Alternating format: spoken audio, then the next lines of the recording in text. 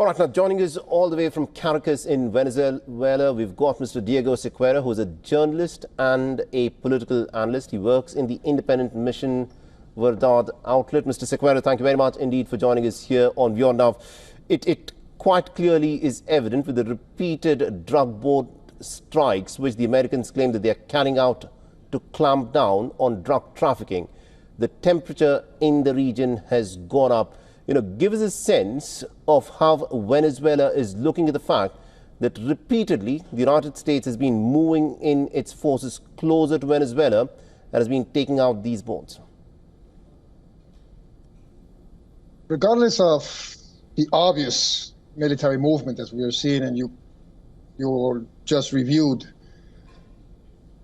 still, I think the major, for now, for the time being, the major component seems to be the psychological one. And I think that maybe one of the reasons that there hasn't been large-scale kinetic action is precisely to see if this ramping up provokes any kind of reaction or breakdown, or pushes the situation to a breaking point in which society or segments of the government could turn in against our president, or some sort of, riots and situations on the streets, which are, neither of them are actually happening, not even close, neither on the political level or the social level. One more time, I've been stating several opportunities. If you walk through Caracas right now, you don't get the feeling that we are all worked up because of imminent military action or invasion, regardless of what the outcome could be. So I think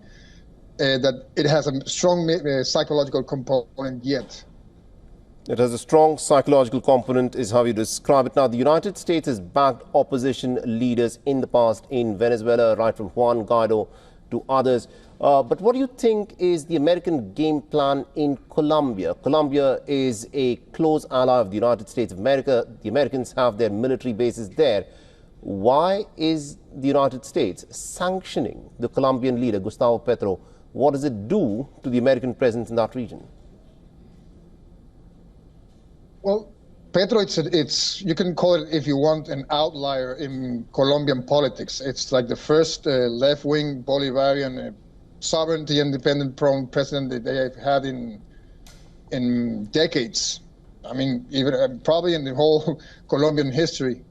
And of course, it always has had the hostility especially of Marco Rubio, one more time. So it seems that while they expand the conflict to a wider theater of operations, it was kind of a logical consequence that Gustavo Petro will become part of the equation. Not only because of what he has recently stated regarding the attacks on small boats, which also many of them have been Colombian ones, according to even to Colombian fishermen statements, and but also it has to do with the two other elements. One of them, it's the stand regarding Gaza, regarding the condemnation of genocide led by Israel, and the other one is also Colombia has been also doing consultations to join BRICS, right, as we saw last year in Kazan. So those are elements that are there also. I think those are two important points that you've pointed out. Thank you very much indeed, Mr. Diego Sequeira, for joining us with that perspective all the way from Caracas in Venezuela.